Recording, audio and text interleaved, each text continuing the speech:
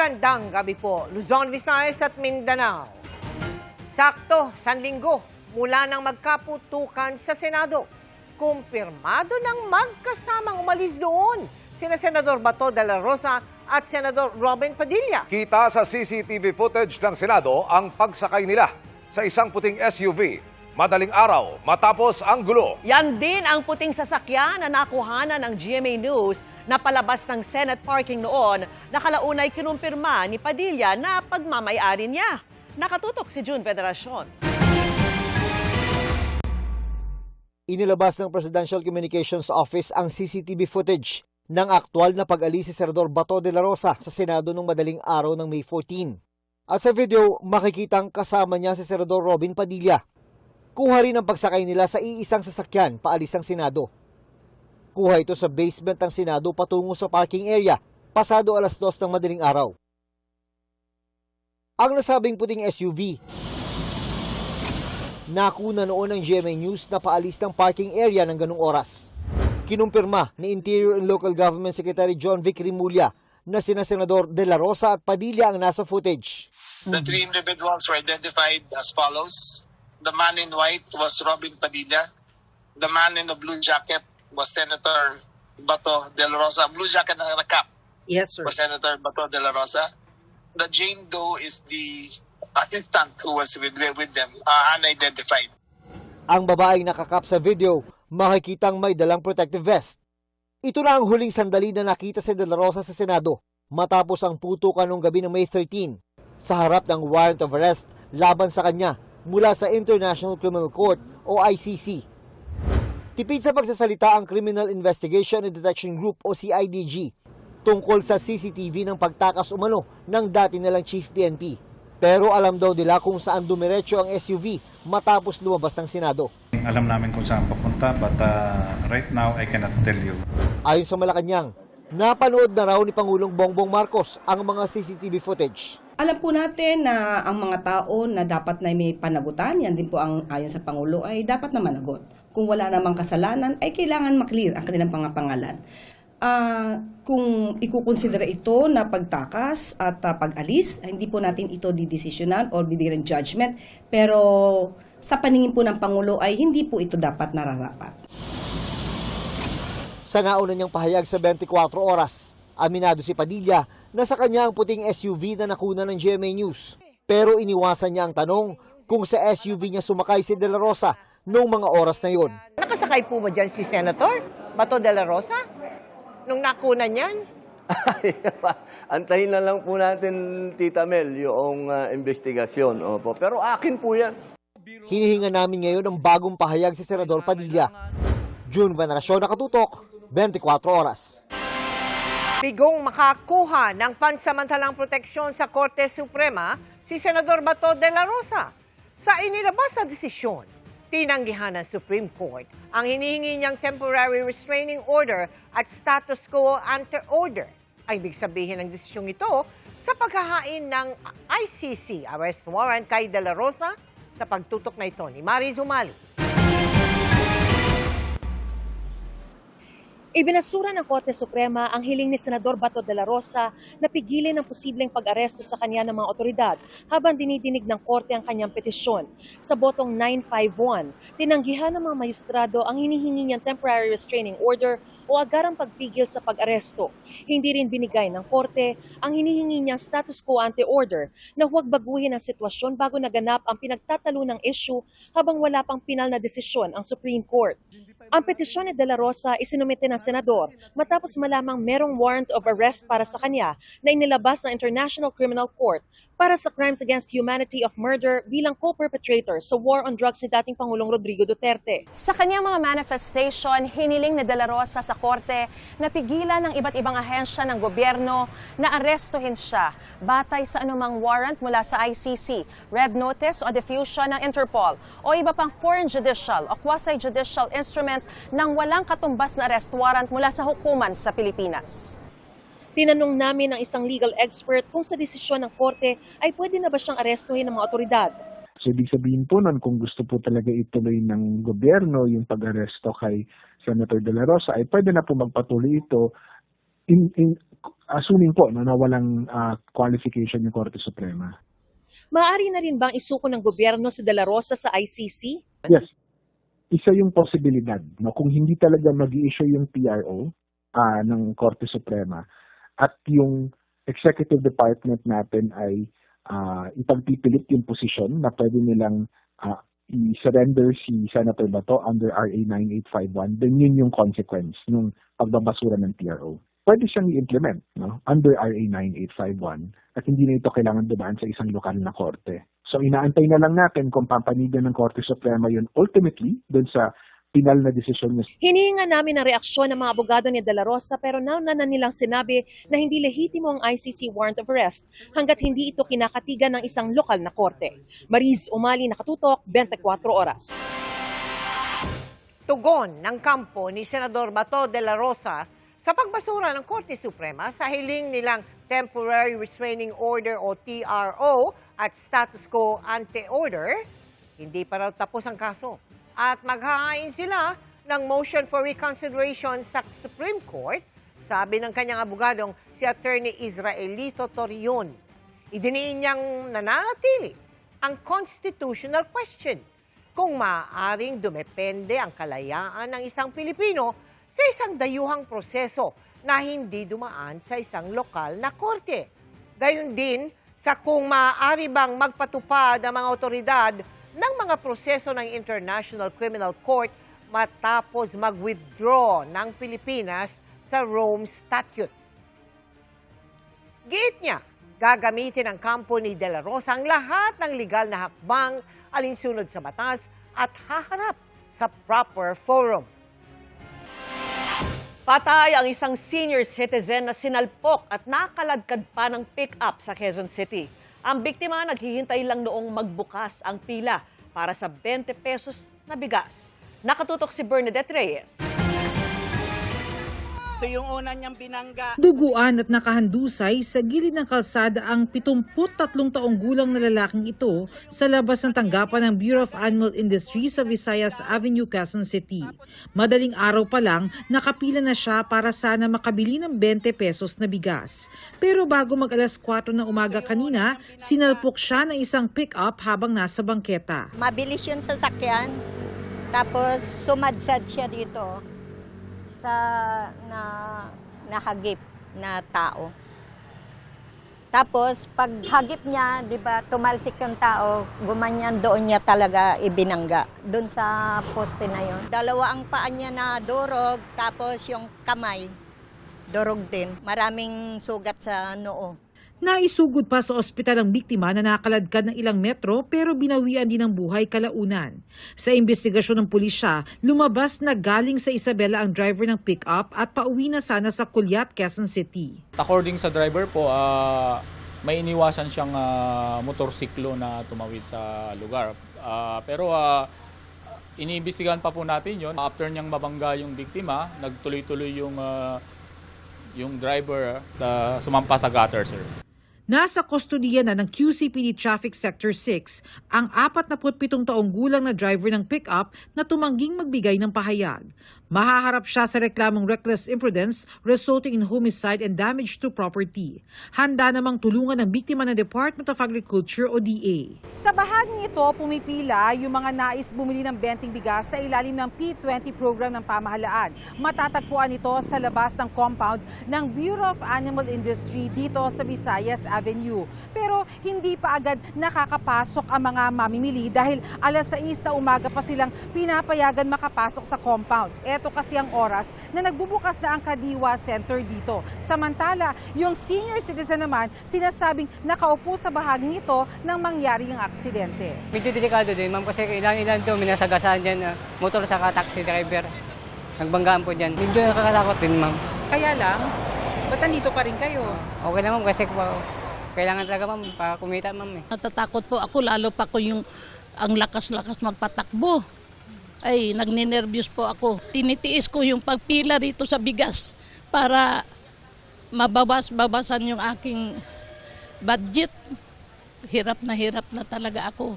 Kaya tinitiis ko lang yung pila rito. Kaya pinag-aaralan na ng Department of Agriculture kung paano magiging mas ligtas sa mga mamimiling nag-aabang para bumili ng 20 pesos na bigas. Bukod pa yan sa pagpapatupad ng online appointment system para maiwasan ang mahabang pila lalo kung madaling araw. Aside pa po dun sa pagpapalakas pa natin ng police visibility and of course yung sa security po natin, balak po namin maglagay po ng designated area doon sa bahay para po kahit madaling araw mapapasok po natin at kumbaga hindi ho sila nandun sa may sidewalk. Kung tutuusin mo nga po, dapat wala pong tao doon. Dinaragsa ang pila sa gitna ng mahal na bigas. Base sa monitoring ng DA, umaabot ng 60 pesos ang presyo ng local rice hanggang 65 naman sa imported rice. Bernadette Reyes, Nakatutok, 24 Oras. Dahil naisilbi na ang writ of summons o yung pagpapatawag ng Senate Impeachment Court, gumugulong na ang 10 araw na palugit para magbigay tugon si Vice President Sara Duterte sa mga kinakaharap niyang reklamo. Nakatutok si Sandra Aguinaldo.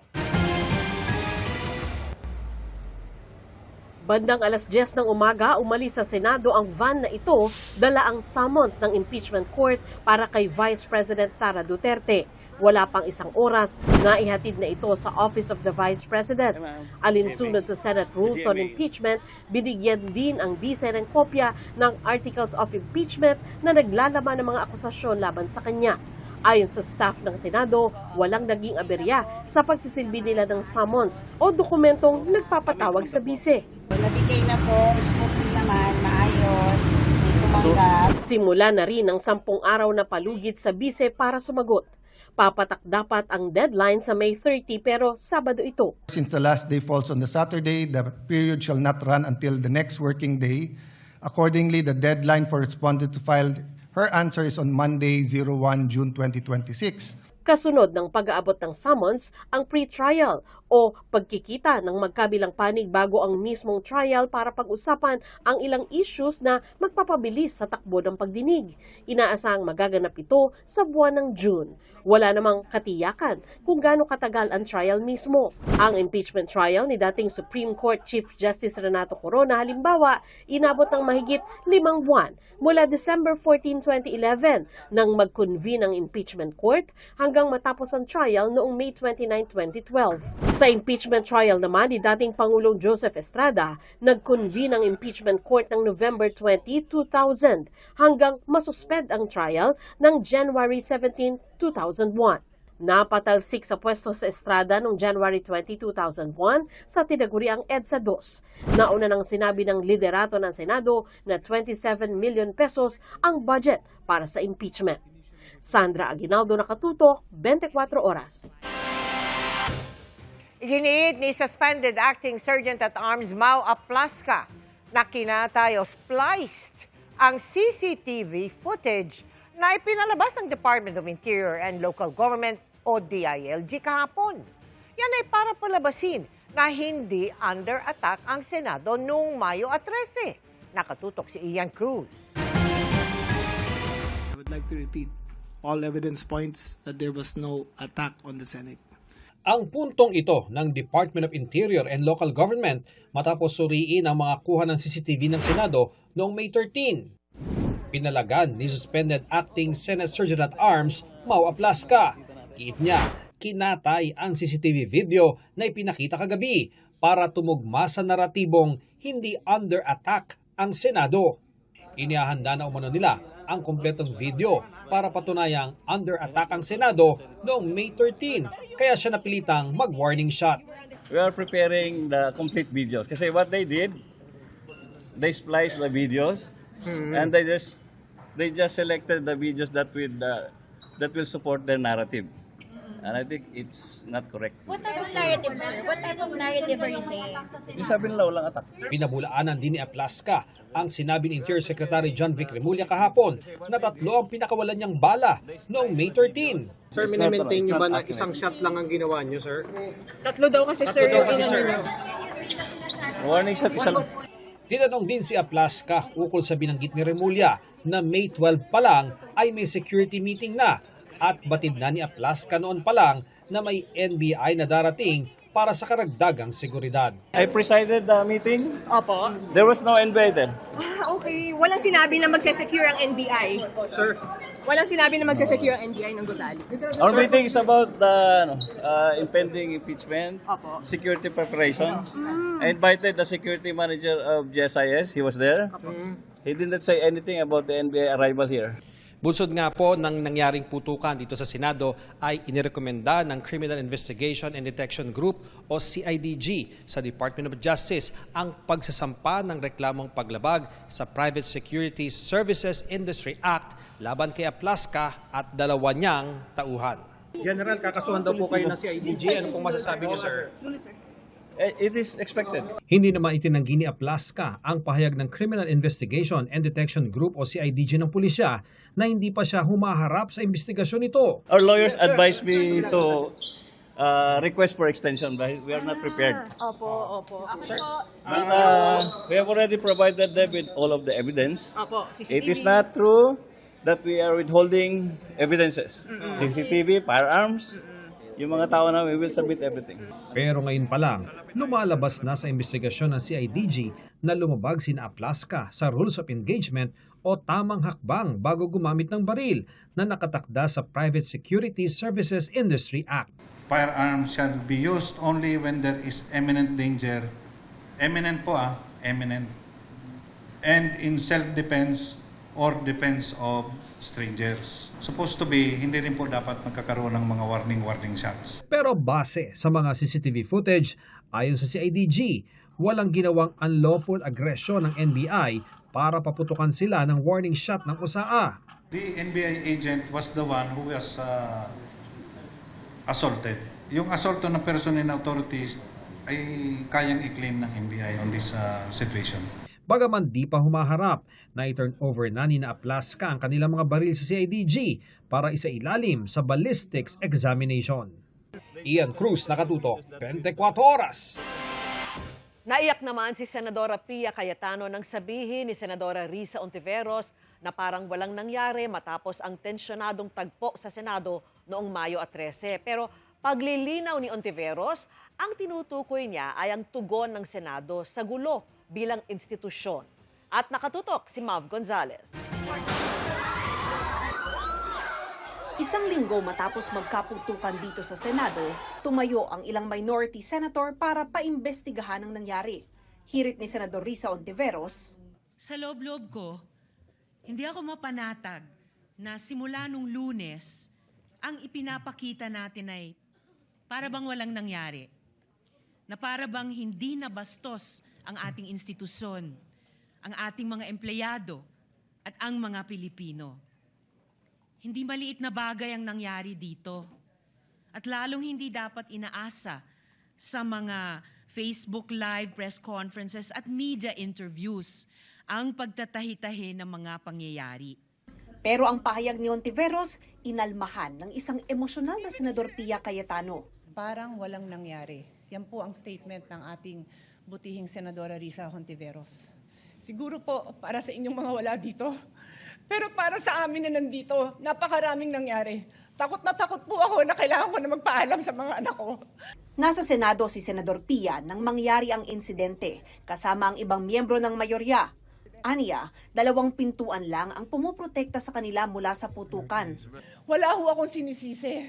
Pero nung pagkatapos ng lahat, pagtingin ko ng group natin, yung dating majority group, walang ni isa sa inyong nangamusta sa amin. Some of you I've known for 20 years, 10 years, and I didn't even hear any of you say, kumusta na kayo dyan? Napakasakit mo sa akin. Sobrang sakit. Kung wala ho kayo dito, huwag niyong questionin yung mga nangyari sa mga nandito. Dahil nandito kami, kasama ng staff namin, Senate staff. Nilapitan ni Senador Loren Legarda si Cayetano at pati siya napaluha. Nilinaw naman ni Hontiveros na hindi niya binabaliwala ang pinagdaanan ng mga kapwa-senador na naiwan sa Senado noon. I deeply respect the emotions of our distinguished colleague. However, when I stated that it feels now as though walang nangyari, I was not speaking about our personal feelings. I was speaking about our institutional posture. Thank you for Our grief as senators is valid, but our mandate requires action. Siniguro naman ni Senate President Alan Peter Cayetano na may ginagawa ang liderato ng Senado kaugnay ng insidente. I have to deal with the security of the Senate every day. I'm just not telling you everything that we have to deal with now to make sure that there's no bombs in the area, just like every day except this time. And also making sure that there's no miscommunication between the executive, legislative, judiciary, and the international community. That's precisely why we are waiting for the complete investigation, because there are matters that when are discussed in public will cause more alarm and confusion rather than clarity. But that doesn't mean na parang walang nangyari lang. Inalmahan naman ni Senador Erwin Tulfo ang alegasyong alam ng mga taga-minorya na may mangyayari dahil wala na sila ng magkagulo. To suggest that the mere fact that some senators were responsible for what later transpired just because they had already left the premises is speculative, irresponsible, and unsupported by evidence. Dagdag ni Senador Raffy Tulfo, maraming tanong na dapat sagutin kaugnay sa Senate Office of the Sergeant at Arms o OSAA. Meron ho bang standard operating procedure manual ang ating OSAA? Number one.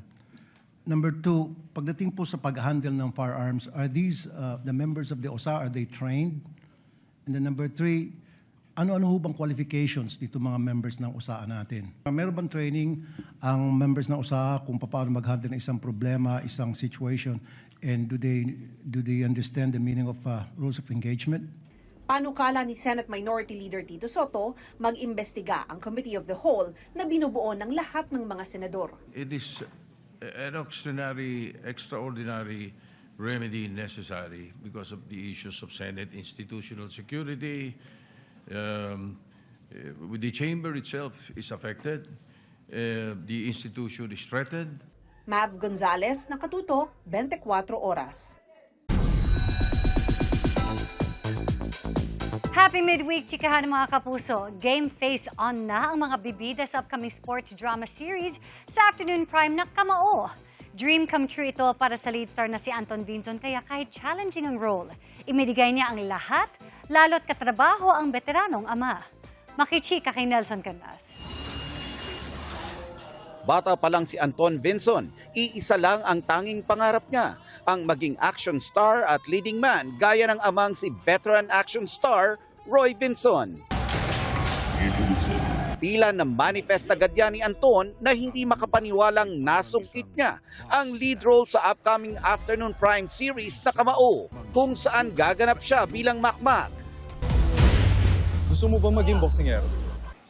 Kaya pinaghirapan niya ang paghahanda in mind, body, and spirit.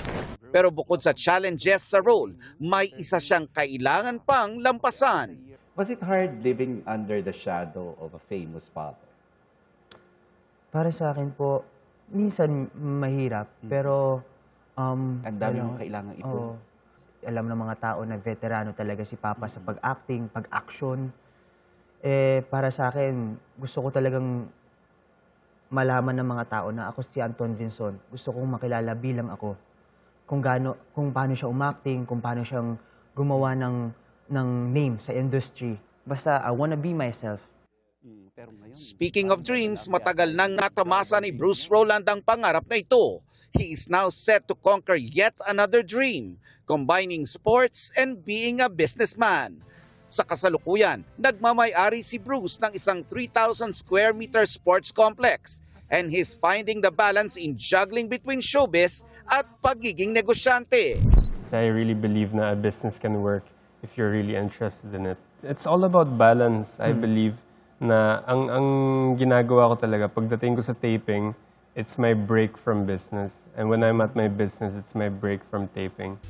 Gaganap naman si Bruce bilang Lance, ang misunderstood son sa serye.